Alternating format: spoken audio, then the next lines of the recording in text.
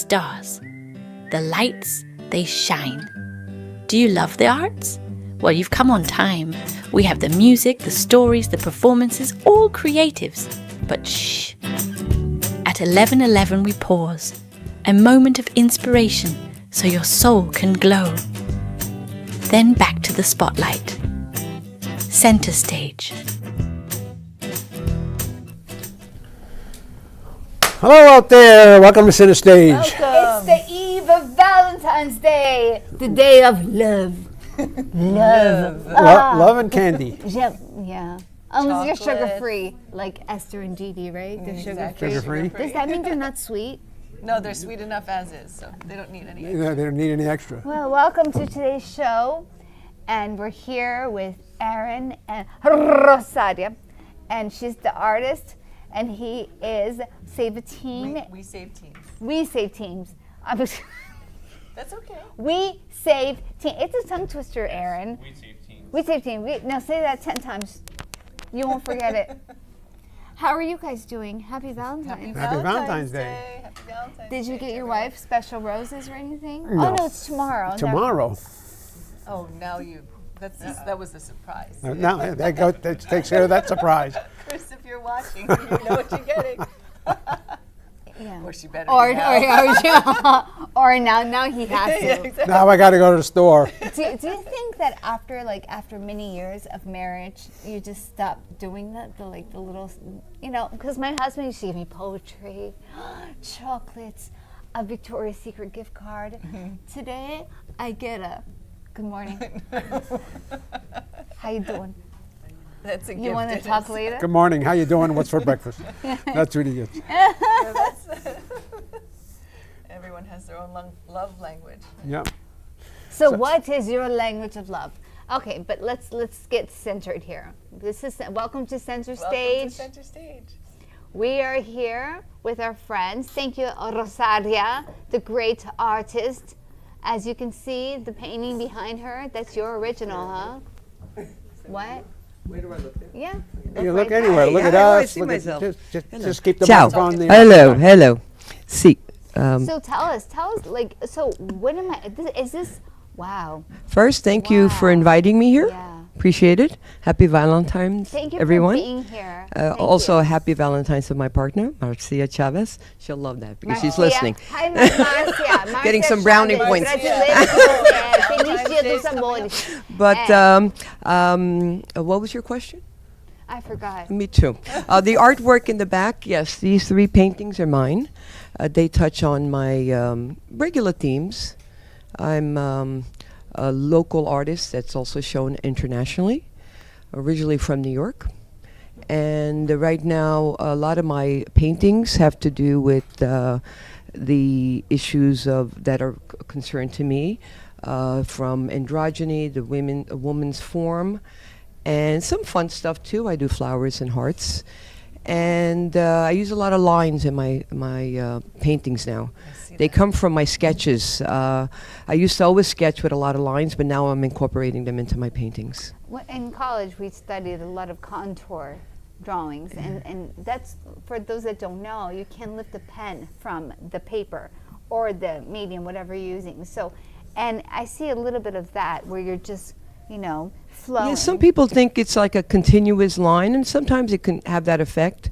But the lines do break up here and there, but I do work on them, and they have a flow. They look very spontaneous and stuff, but they're actually pretty planned out by the time I get to the canvas.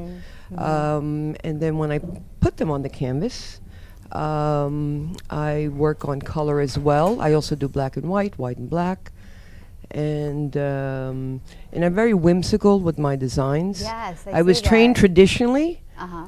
I actually went to the New York Academy in New York and got an MFA. By the way, I use that to remember your names because I'm very bad with names. So MFA, Michelle, Yeah. Frank, and I just blanked out. Alicia, okay. It almost worked. It almost worked. Well, what we do, just so you know, we do FAM, which is Frank, Alicia, Michelle. Okay. We are family. Right, But right. tell me So- something. Okay, this piece right behind Aaron. Yes. Okay, now tell me a little That's bit a about very that piece. whimsical one. Yes. That's from another painting that I call Miss Andy, which is shown at different places, even at Bloomingdale's for a while. And then I did 2 smaller pieces. This is Bluey. I Can did you, Bluey Aaron, and Pinky. can you move a little bit just Just a little bit. Thank you, Aaron. And I do fragmentation. I do exaggeration of I mean, I know all the proportions and all that, and I try to break away from that. So I do exaggeration, fragmentation. If you see, some of this looks like, Oh, yeah, can should pick we it move up? it? Okay. It almost has a mosaic effect. It has different parts. Aaron So- can hold it. So Aaron, this we have a particular, next thank you, guest. Aaron. We'll put him to work. I'll help you out when you're being interviewed. So so the lines continuous in different places. They provide movement. They provide emotion, and then the figure. It's almost like it's also mosaic. You can take parts. Yes. So I do a lot of that. And it's androgynous because it could be a yes, man or a yes. woman. Right. A lot of my portraits are androgynous. But Yeah. I love the way you can see the light and in the colors, even though it's multicolored. Right. So, Sometimes I do, say, I use single colors on the figures, but this one here, I was playing with the concept of light and shade. Yes. What was in darkness, what was in light. You can see that it's Yeah, beautiful. It's so interesting. And what made you what inspired you for this one? Yeah. Well, this one comes from a Miss Andy. Like I said, I work on the topic of androgyny. So I sketched out a form. Usually I have small sketches. The sketches could be as big as this. I upload them to Photoshop. I start playing with color. And then I add lines and whatnot. And then when I get to the canvas, it goes through its own metamorphosis. Yeah. I start changing colors. Like I just finished something which is a bunch of roses in a heart, okay? And it was originally going to be a lot of different colors. And I decided to just do, once I got to the canvas, I made a different shades of green and the roses are white. So it does go through a change. So I have a digital version of what I do. I have the original sketches, I have the digital, and then I have the final version. And everything's done from beginning to end. So in other words, you start as an author. You start as an artist, and then the canvas takes over. Yes, and I have a dialogue. I mean, I go through, most artists go through this. You go through the period where you love what you're doing, then you hate, and you say, what am I doing this? Who cares? And then you don't want it to, you reach a point where it's starting to look good again, and then you're afraid to touch it because you might ruin it. And then you got to force yourself to go beyond that and say, no, I got to adjust this. And until I show it to the world, nobody knows what I'm doing. So I got to correct it. So it's quite, there's a psychological, emotional, and also spiritual aspect. That's And right. you We know have what's to push interesting through. from what you're saying? It's like it's a very poetic way of also life in itself.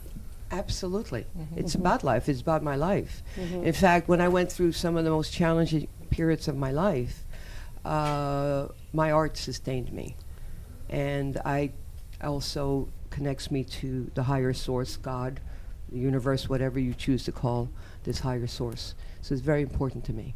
You know? That's beautiful. It keeps And me it's a centered, it keeps spiritual, me- yeah. Yeah. Someone once told me that inspiration comes from God, and I thought, wow, yeah, because out of nowhere, how come we get ideas out of nowhere?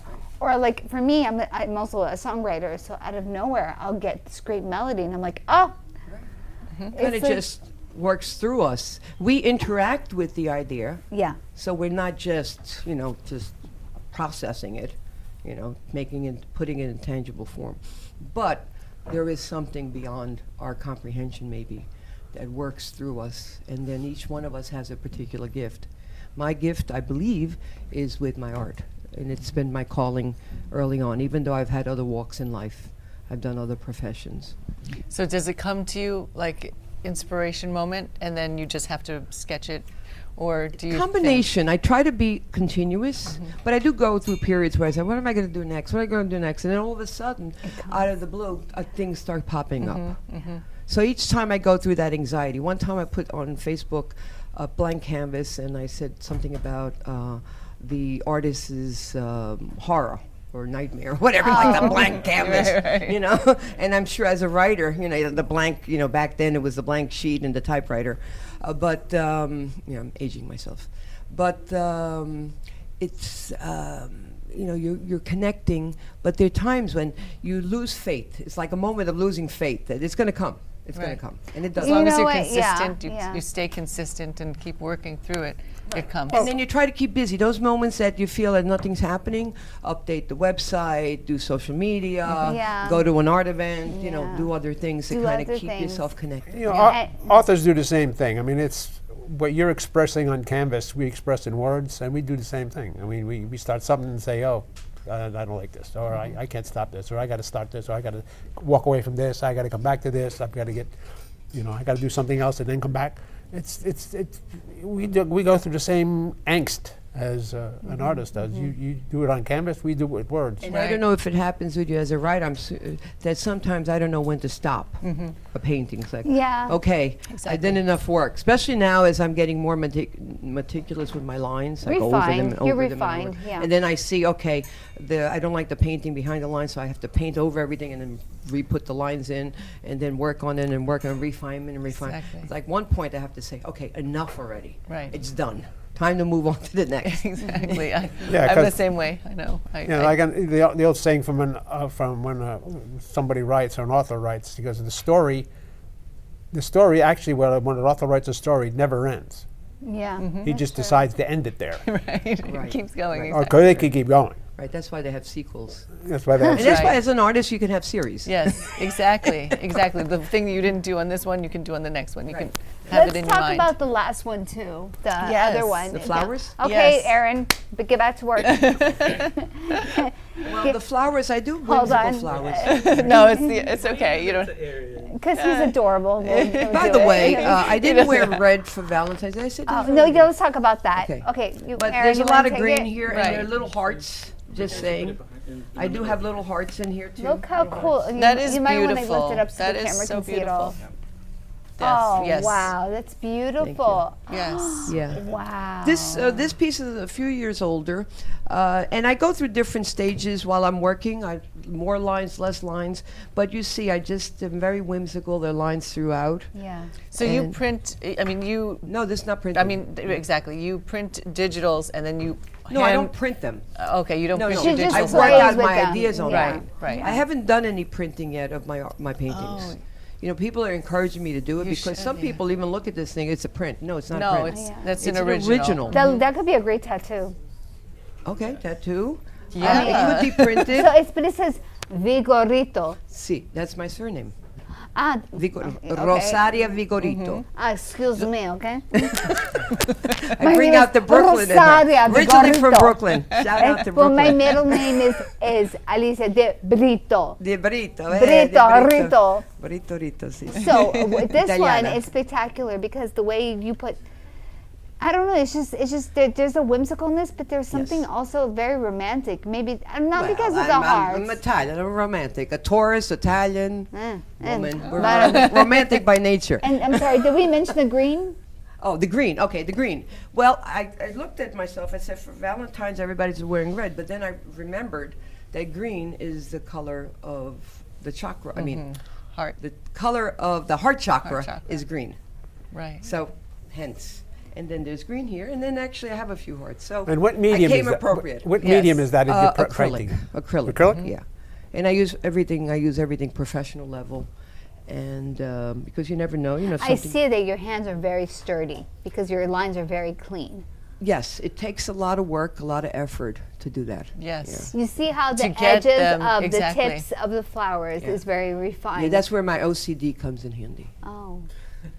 I understand. Yes. It's okay. I mean, that's yeah. where you put those things in, you know. And that's why A healthy OCD way can of- also be a gift Yes, too. yes. When used wisely. It's only on when art. Exactly. it gets in the way you're functioning, it's a problem. But if you have just enough, it was good when I was practicing law, and I was a researcher. So let's talk about that also. And it's wonderful as an artist. It comes in handy. Because for those of you that don't know, she has a crazy background, which is contrast in a way.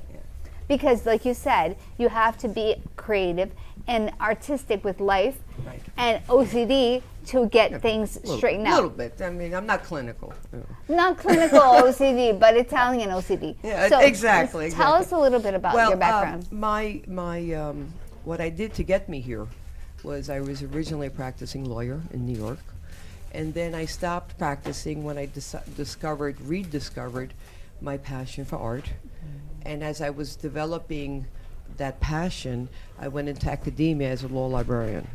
And I worked at 2 law schools, one CUNY Law, and that was the second one. The first was Seton Hall Law School, and then I worked at CUNY Law. Now, when I practiced law, most of my years of practicing law, I was in entertainment law. So I worked with writers, Oh, that's theater. what I wanted to ask you. Yes, entertainment law. Yeah, theater. I worked on clearing of rights, musicals. I dealt with all the contract work.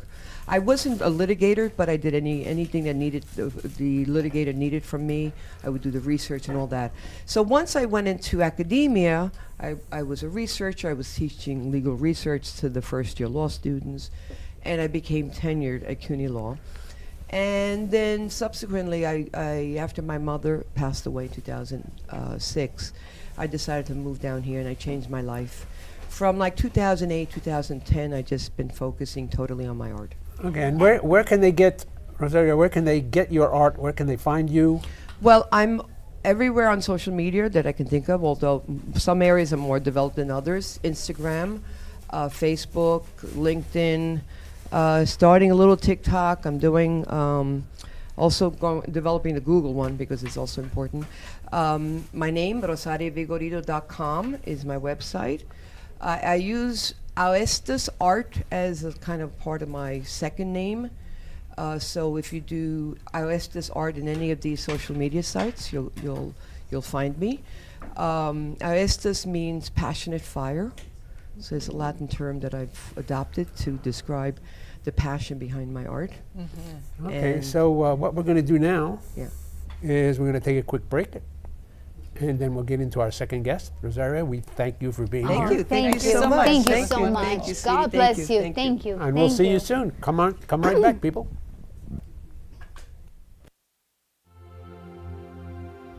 At 11:11 we pause. With a deep breath, close your eyes. Breathe in slowly.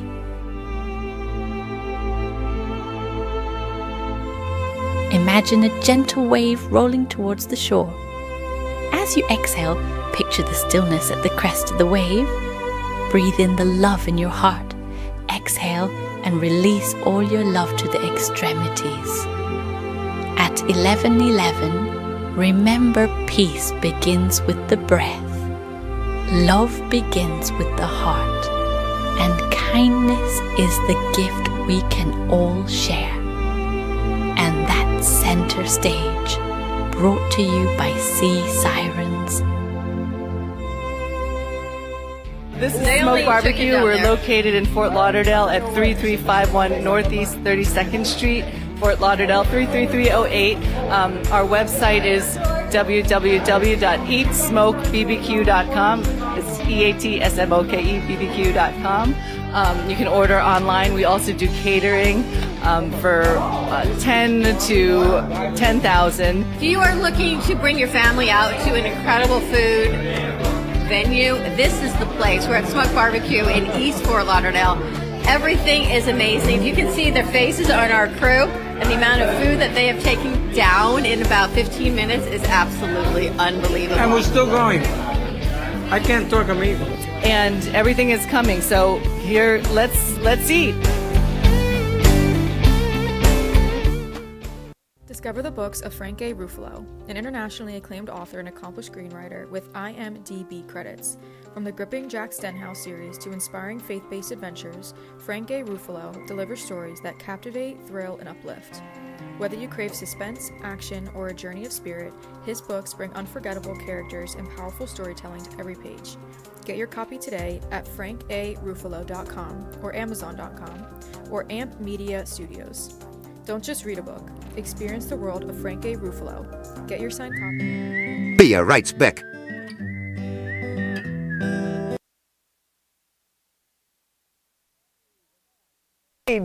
Hello, long time no see.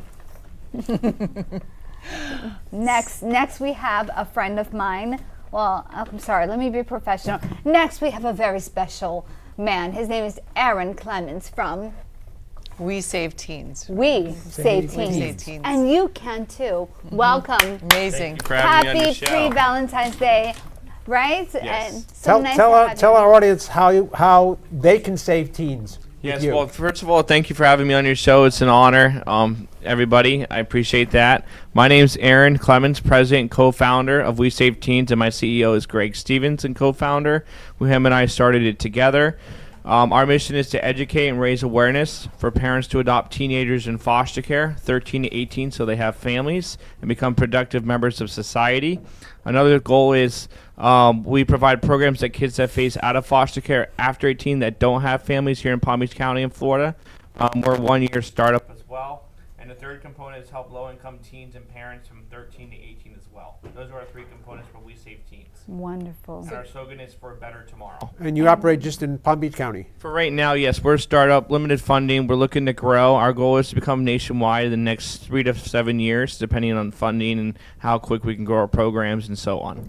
And where can our audience provide that funding for you? Where can they send that, or how can they get in touch with They you? can go to www.wesaveteens.org, and then donate through their website, or they can contact us. We're looking for corporate and yearly sponsorships as well from small, medium, and large companies. We're looking for event sponsors to host our fundraisers as well, like companies to sponsor individual fundraisers, or they can do yearly sponsorships, or they can donate on our website. Now, before we get even more into that, this is a very personal story because you have a great testimony. Do you want to share a little bit of that story with us? Yes, I would love to share why We Save Teens got created. 10 years old, I was taken away from my dad. At 11 years, I lived in a shelter for 6 months. Then I went to a wealthy foster family for 1 year. They only foster and not adopt. And then at 12 years old, I went to another wealthy family, and they only foster and not adopt again. And they moved. And then I went to my uncle for 6 months inside of Louisiana, my biological uncle. And they asked me if they wanted to adopt their nephew from my biological family. And he said no, because he has a daughter and kids, and he has no room in his house. So I went back into foster care again. And then at 13, I had a choice. The caseworker said. Either stay with this family until you're 18, then you move on and you're out of the system, and that's it, nothing else. Or you go on WPTV News Channel 5 with Jim Sackett on Thursday's Adopted Child segment and interview and make yourself vulnerable to the county, and hopefully someone sees you on the 5 o'clock news and wants to call in to adopt you to the Department of Children and Families. So what I chose was to go on I chose to go to WPTV News Channel 5 with Jim Sackett, make myself vulnerable, tell my story to the county. I was at Fun Depot in Lake Worth, Florida, did my interview with Jim Sackett, and shockingly, I was on the 5 o'clock news, and shockingly, a family saw me on TV. A 76-year-old grandmother dying from breast cancer saw my interview on television and told her daughter that couldn't have kids that I want you to adopt this child before I die. And I met them, I liked them, and the caseworker says, it's up to you, Aaron, do you want them to be your family? After I met them a couple months and so on. And I said yes, and and it changed my life forever to the person I am today. And that's why We Save Teens was created, to inspire and give others hope and opportunity of teens in foster care, that there's hope out there, educating parents on adopting teens, promoting the issue, because it has to be broadcasted all throughout this nation. And really, my goal is to be the face of the whole foster care system nationwide. I was the 1% success story in the foster care system. I was kind of like the Michael Orr from The Blind Side, but a white version of that, but a whole different storyline and synopsis of that story, and that millions of low-income teens and foster teens all around the world can be inspired by, so they have hope and they can be successful members of our country. They're the future of our country, and they're very important, and they can't be forgotten about. And I want to put that on the national and world stage of teens in foster care, and that issue, using my story to be the light to help thousands and hundreds of thousands of teens in foster care and low-income kids all around this country. Oh, that's great. Now, what a beautiful story. And Aaron, can you tell us a story that you know from your program that's helped somebody out there? Yes, we have limited funding. We started, McGregor, Stevens, and I. We started with $1,000. We didn't have very much money in our bank, and a friend, a private donor that believed in our mission, donated $1,000 to fund our paperwork and say, hey, look, see what you guys can do with this. And then I had a big vision. They believed in my vision. So I was able to put, we have programs typed up on paper, ready to go. We have our pitch deck. We have our website. We have our advisory board. We have our executive board. Everyone works for volunteers, works for free because they believe in the cause and the mission and believe in me for us to succeed, Greg and I. He's my CEO, of course, Greg Stevens. And he really is the one that really helped me and helped me save my life, too, when I was going through struggles as an adult, to help me build my vision and dream of having We Save Teens. And him and I worked on it together, Greg Stevens and I. So, it's really inspirational. And, I would like to write a book about it and donate it back to the charity and do a Netflix series based on my life story, because it really relates to the message. Because when you have a story, I'm like a brand within a nonprofit that connects with corporations and individual people.